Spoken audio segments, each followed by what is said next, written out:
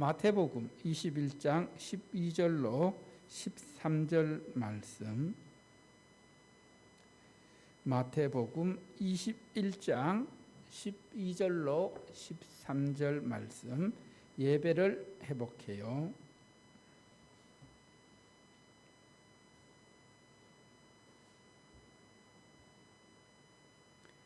마태복음 21장 12절로 13절 말씀, 두 절 말씀입니다.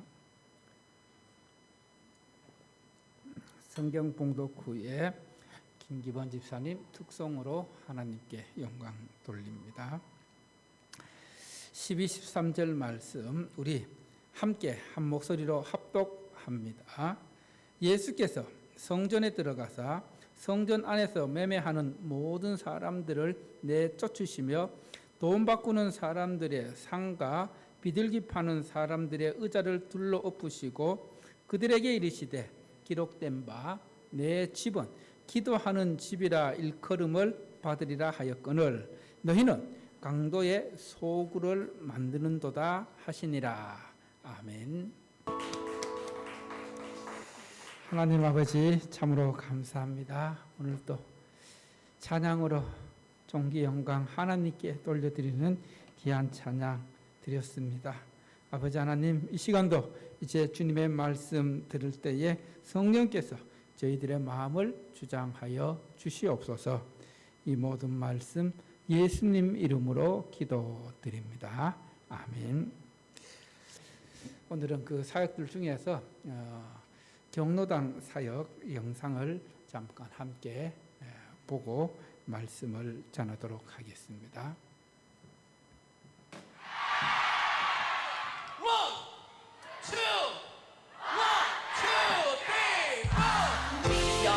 사랑하는 친구들아 다 같이 노래 세상 아무런 문제 없는 그런 사람들처럼 우리 그런 사람들이야 언제나 행복한 사람 모든 짐을 짊어지신 주를 따라가는 사람 잠시 머무리 곳이 우리 모양은 아니야 그가 예비하신 우리 아버지지 당신의 그 품 안에 영원히 사는 것 그것이 우리의 영원한 소망 모든 아픔과 눈물을 닦아주실 주가 우리와 영원히 함께하네 소망이 우리에게 있음에 우린 기뻐 노래할 수 나 영원히 거하는 것 이 세상 정날보다 귀한 그것 난 포기할 수 없네 기뻐하며 주께 달려가네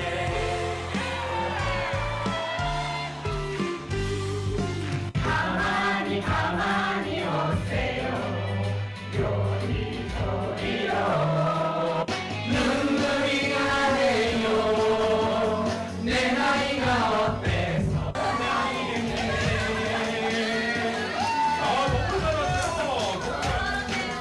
한 사람 모든 짐을 짊어지신 주를 따라가는 사람 잠시 머무리 곳이 우리 모양은 아니야 그가 예비하신 우리 아버지지 당신의 그 품 안에 영원히 사는 것 그것이 우리의 영원한 소망 모든 아픔과 눈물 닦아주실 주가 우리와 영원히 함께하네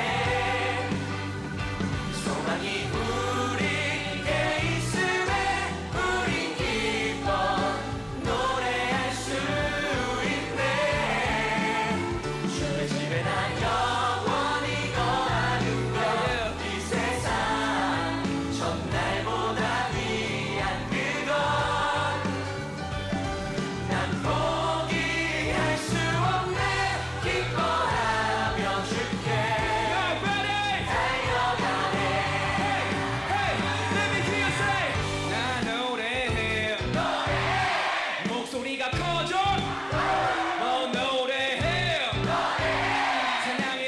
퍼져 나 찬양해 두려움은 없어 너 찬양해 주께 sound it louder 이름 보다 가운데 계신 어린 양이 그들의 목자가 돼서 생명샘으로 인도하시 하나님께서 그들의 눈에서 모든 눈물을 씻어주실 것입니다 We can sing it all day So 나 찬양해 두려움은 없어 주께 찬양해 주께 sound it louder 물 닦아주실 주가 우리와 영원히 함께하네 그 소망이 우리에게 있음에 우린 기뻐 노래할 수 있네 주의 집에 나 영원히 거하는 것 이 세상 전날보다 귀한 그것 난 포기할 수 없네 기뻐하며 주께 달려가네 난 포기할 수 없네 기뻐하며 주께 달려가네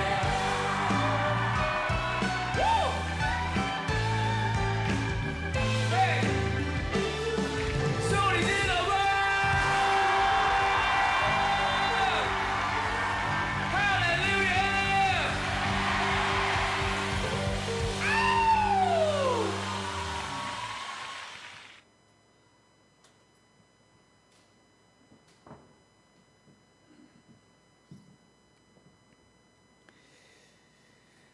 예, 경로당 통해서 또 귀한 어르신들을 섬길 수 있어서 참 감사한 시간이었습니다. 우리 교회에서도 우리 이명우 권사님과 또 박종호 집사님, 또 안강현 성도님, 또 특별 연주를 통해서 함께 참여해 주셔서 진심으로 감사드립니다. 예, 먼저 사진을 잠깐 보도록 하겠습니다. 자, 지금 여기에 보면은 세계 5대 갯벌 사진이 보이고 있는데 갯벌은 밀물 때는 물에 잠기고 또 썰물 때는 물 밖으로 드러나는 점토질의 평평한 땅을 갯벌이라 부릅니다. 이 세계 5대 갯벌을 보면은 제일 왼쪽에 그림이 유럽의 북해 연안 갯벌이고 그 다음에 위에서 두 번째 중간에 있는 게 캐나다 동부 연안 갯벌이고 그리고 세 번째가 아마존 유역 연안 갯벌입니다. 그리고 아래로 네 번째가 미국 동부 조지아 연안 갯벌입니다. 그 다음 다섯 번째가 혹시 어디 갯벌인지 아세요? 5대 갯벌 중에서 우리나라 서해안이 5대 갯벌 중에 한 곳으로 지정되어 있습니다. 그래서 제일 그 오른쪽 밑에 사진이 5대 갯벌입니다. 이 서해안 갯벌에 20년 전에 아주 큰 사고가 생겼는데 2007년 12월 7일에 충남 태안군 해수욕장 인근에서 유조선과 크레인이 충돌하여 기름이 어마어마하게 바다로 흘러 들어갔습니다. 1254만 7천 리터. 아마 여러분들 그때 뉴스를 보셔갖고 다 아실 것입니다. 이로 인해서 심지어 멀리 제주도 근처까지 기름이 흘러 들어갔고 또 갯벌은 오염되었습니다. 오염된 갯벌을 보고 외국의 언론들은 이제 서해안 갯벌은 더 이상 회복되기 힘들 것이라고 전망했습니다.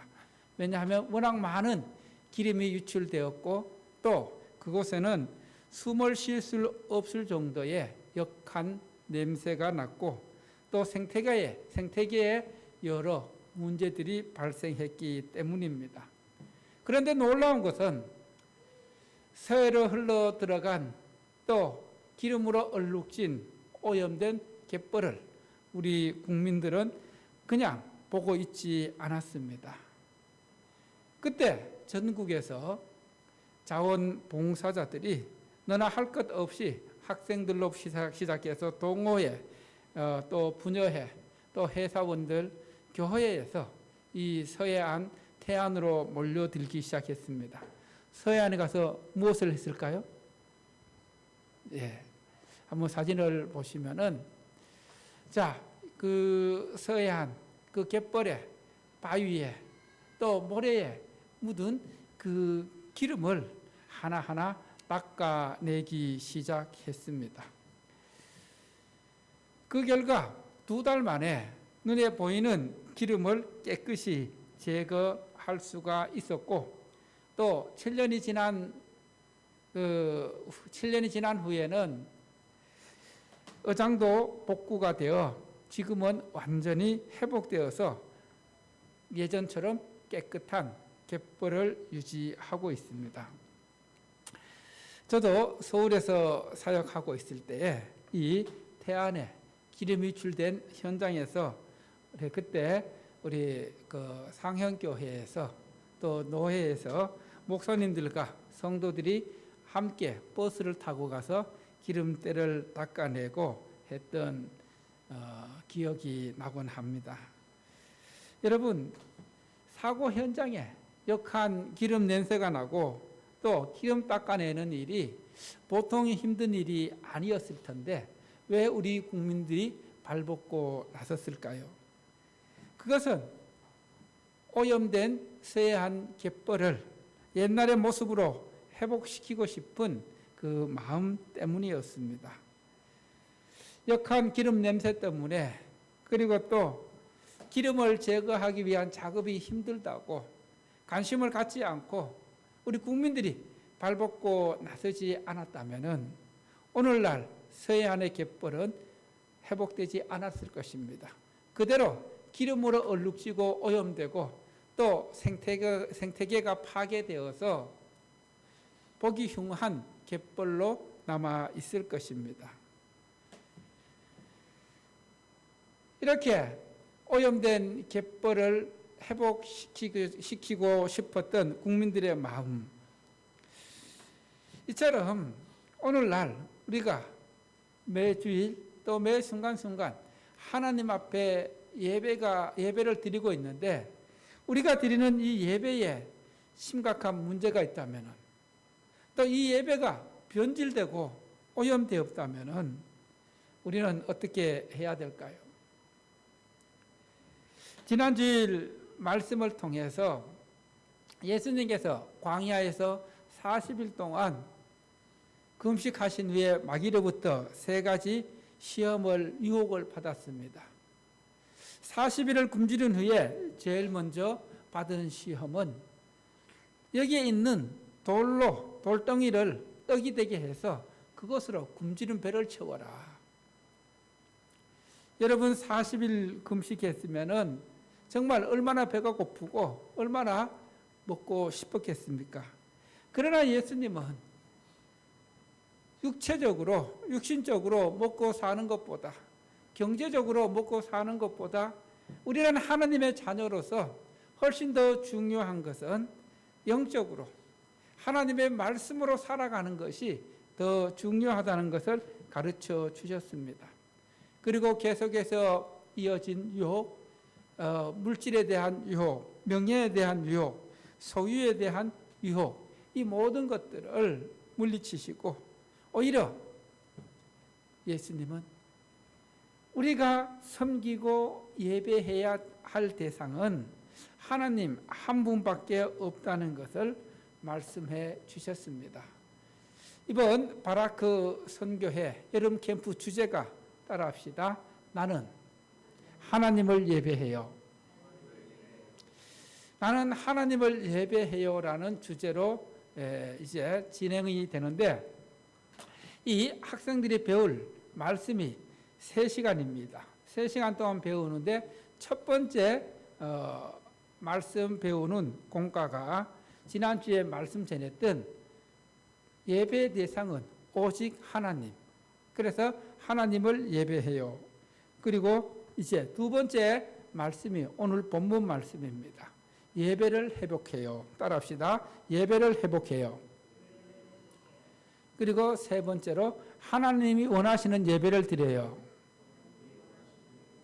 예배에 대한 주제를 가지고 이번 캠프가 진행됩니다. 오늘 본문 말씀은 예수님께서 3년간 공생의 사역을 마치시고 이제 예수님께서 이 땅에 오신 궁극적인 목적, 십자가를 통해서 인류를 구속할 대속 사역을 남겨두시고 예수님은 어린 나귀 새끼를 타시고 예루살렘 성으로 입성하셨습니다. 예루살렘 성으로 입성하는 예수님을 본 군중들은 환호했습니다. 열렬하게 환호했습니다. 그래서 종려나무 가지를 흔들면서 또 자기들의 겉옷을 깔면서 호산나 호산나 다윗의 이름으로 오시는 왕이시여 하면서 찬송하며 환영했습니다. 이렇게 군중들이 무리들이 예수님을 환영했던 것은 바로 예수님께서 이제 우리를 로마의 그 압제에서 벗어나게 하실 것이고 또 굶주린 우리들의 모든 경제적 문제를 해결해 줄 메시아로 생각했기 때문입니다. 그런데 예수님은 이 군중들의 기대와는 달리 예루살렘 성으로 들어가셔서 가장 먼저 가신 곳이 예루살렘 성전이었습니다. 그 당시 예루살렘 성전, 이스라엘 백성에게 예루살렘 성전은 하나님을 예배하는 곳, 하나님께서 이스라엘 백성들을 만나 주시는 곳, 또 그곳에서 기도하는 곳이 성전이었습니다.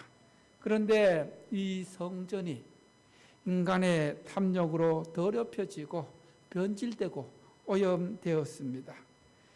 하나님을 예배하는 성전, 하나님께서 임재해 계신 그 성전이 당시의 제사장들, 또 바리새인들, 서기관들이 결탁해서 성전을 통해서 백성들을 착취하고 폭리를 취한 그런 일들이 벌어졌던 것입니다. 그래서 오늘 말씀을 통해서 예수님은 첫 번째로 따라합시다. 성전이 오염되었다. 12절 말씀 함께 봅니다. 12절 말씀 시작. 예수께서 성전에 들어가사 성전 안에서 매매하는 모든 사람들을 내쫓으시며 돈 바꾸는 사람들의 상가, 비둘기 파는 사람들의 의자를 둘러 엎으시고.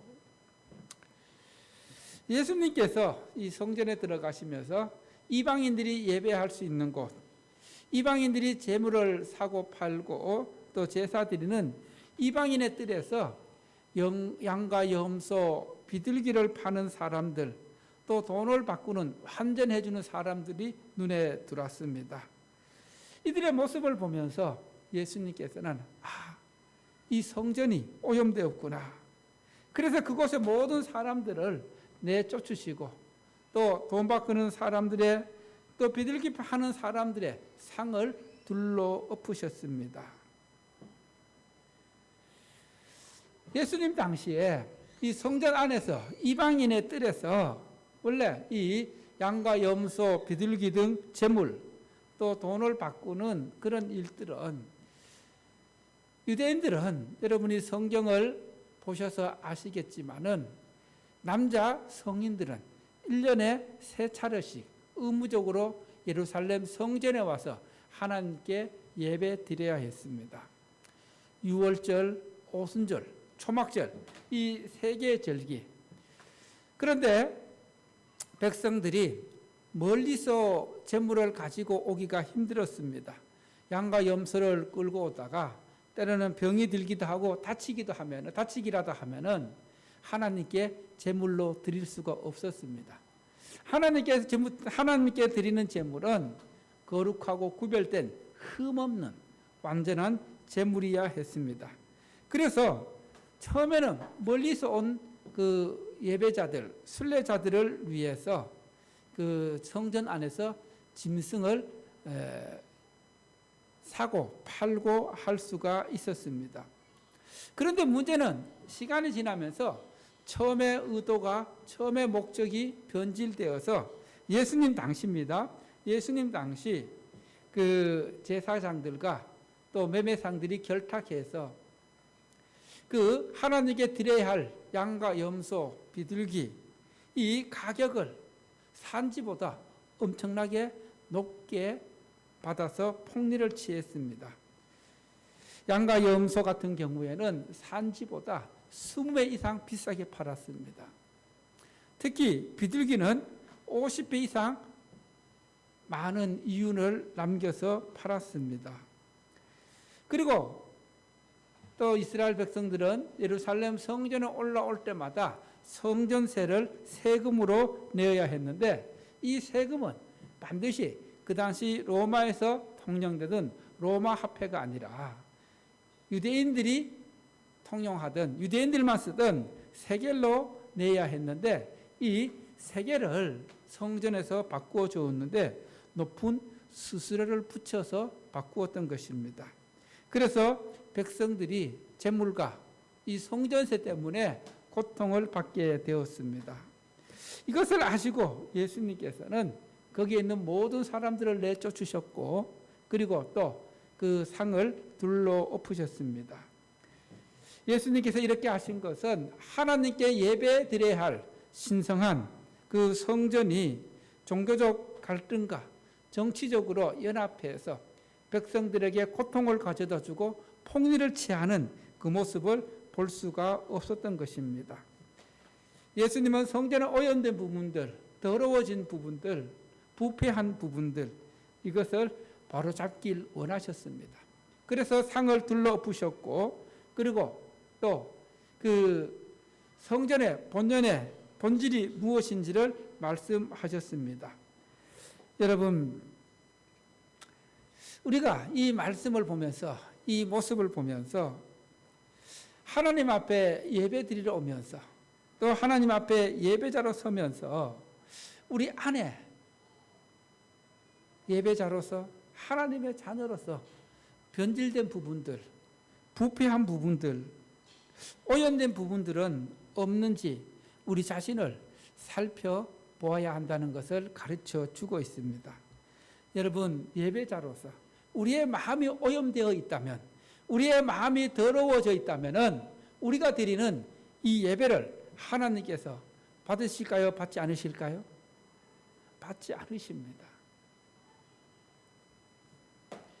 우리의 욕심과 시기, 질투, 미움, 정욕, 세상의 가치관으로 우리의 마음이 물들어 있다면 그것이 우리의 예배를 방해하는 요소들입니다. 하나님께서는 우리가 하나님 앞에서 예배 드릴 때에 따라합시다. 깨끗한 마음, 거룩한 마음, 흠없는 마음으로 예배 드리기 원하신다. 그래서 우리는 예수님의 이 성전을 깨끗게 하시는 그 모습을 통해서 우리 안에, 내 안에, 또 우리 교회 안에 하나님의 그 성전을 향해서 예배드리는 방해 요소가 있으면 그것을 제거하길 원하십니다. 그래서 두 번째로 따라합시다. 오염된 성전은 회복되어야 한다. 13절 말씀 함께 보겠습니다. 13절 말씀 시작. 그들에게 이르시되 기록된 바 내 집은 기도하는 집이라 일컬음을 받으리라 하였거늘 너희는 강도의 소굴을 만드는도다 하시니라. 성전은 하나님을 예배하고 하나님께 기도하는 집인데 제사장들과 서기관들, 매매상들이 사리사욕을 채우기 위해서 백성들에게 폭리를 취하고 또 백성들을 착취하는 그런 곳이 되었습니다. 예수님은 성전에 들어가셔서 이렇게 매매하는 자들 또 그 돈 바꾸는 사람들의 그 상을 엎으신 것은 단순한 분노의 감정이 아니라 감정적인 분노가 아니라 성전의 거룩함과 순수함을 회복하길 원하시는 하나님의 마음을 보여주고 있습니다. 이것을 통해 성전의 본질이 무엇인지, 성전의 기능이 무엇인지를 확실하게 보여주고 있습니다. 오늘 말씀에서도 13절 말씀에서 내 집은 무슨 집이라 했어요? 기도하는 집이다. 하나님께서 임재해 계신 이 성전은 하나님께 뭐 하는 집이라고요? 기도하는 집. 하나님께 기도를 통해 우리의 문제를 아뢰고 또 하나님의 뜻을 구하고 그렇게 기도하는 곳인데, 오히려 기도는 사라지고 강도의 소굴, 강도의 그 아지트를 만들었다는 말씀입니다. 예수님은 성전에서 사람들이 예배에 관심을 갖기보다 물건을 사고 팔면서 거기에서 남는 이윤에 더 관심이 있는 것을 보시고 강도들의 소굴을 만들어버린 종교 지도자들을 책망하셨습니다. 예수님은 성전이 오염되고 온전한 예배가 드려지지 않는, 또 온전한 기도가 드려지지 않는 성전을 그냥 지나칠 수가 없었던 것입니다. 예배를 방해하는 요소들, 기도를 방해하는 요소들이 있으면은 그것을 제거해야만 했습니다. 오늘 이 말씀을 통해서 예수님은 우리에게 무엇을 말씀하십니까? 따라합시다. 하나님께 드리는 예배의 중요성, 기도의 중요성을 가르쳐 주신다.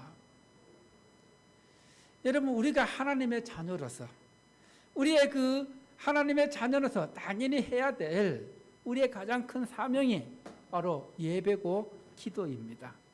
이것이 제대로 이루어지지 않고 있다면은 우리 자신을 깊이 돌아보아야만 합니다. 예배는 하나님과의 진정한 만남의 시간입니다. 하나님 앞에 우리를 드리는 시간입니다. 그런데 이 예배가 아무런 은혜가 없고 감동도 없고 습관적이고 형식적인 예배가 된다면은 그것은 예수님으로부터 책망의 대상이 된다는 것을 우리에게 말씀하십니다.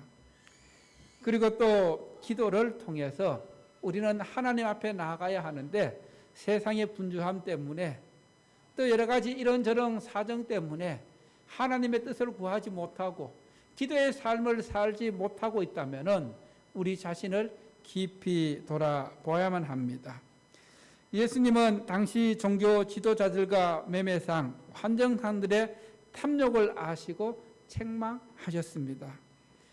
우리 안에도 하나님께 나아가는 길을 막는 탐욕은 없는지, 또 하나님을 가로막는 죄악들은 없는지 우리 자신을 깊이 돌아보아야만 합니다.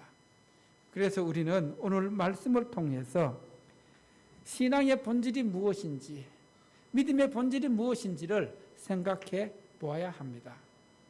신앙의 본질은 무엇입니까? 예수님을 붙잡고 십자가 앞에 나아가 세속적인 부와 가치관을 내려놓고 하나님의 나라와 하나님의 뜻을 구하는 삶입니다.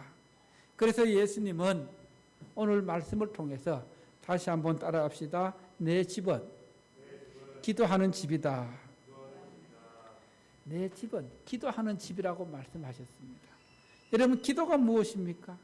기도는 하나님과 친밀해지는 교제의 시간입니다. 하나님과 친해지려면은, 하나님과 가까워지려면은 뭘 해야 된다고요? 기도를 많이 하면 하나님과 가까워집니다. 하나님과 친해집니다. 그런데 이 기도를 멀리 한다는 것은 하나님과 멀어진다는 것입니다. 하나님과 가까이 하지 않는다는 것입니다. 우리는 기도를 통해 하나님의 뜻을 구할 수 있고 하나님의 뜻을 알 수 있고 하나님께서 나에게 원하시는 삶이 어떤 삶인지, 나에게 원하시는 행동이 어떤 행동인지, 나에게 원하시는 말이 어떤 말인지를 기도를 통해 알 수 있습니다. 그래서 기도에 방해되는 것들이 있다면은 그것을 제거해야 합니다. 그래야 기도하는 삶을 살아가게 됩니다. 여러분, 오늘 말씀을 잘 보여지는 이야기가 있습니다. 어느 마을에 아주 크고 웅장한 교회가 지어졌습니다.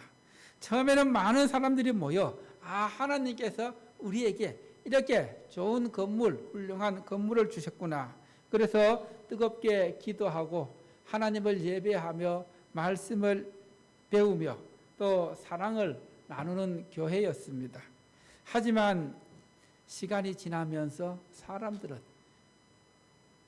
기도의 본질을 잊어버리고 예배의 본질을 잊어버리고 오히려 주변 사람들에게 교회 건물을 자랑하고 또 교회에서 열리는 행사나 친목 활동에만 집중하기 시작했습니다. 심지어 교회 주차장에서는 매주 동네 장터가 열리고 교인들의 친목을 위한 각종 상업적인 활동이 이루어졌습니다.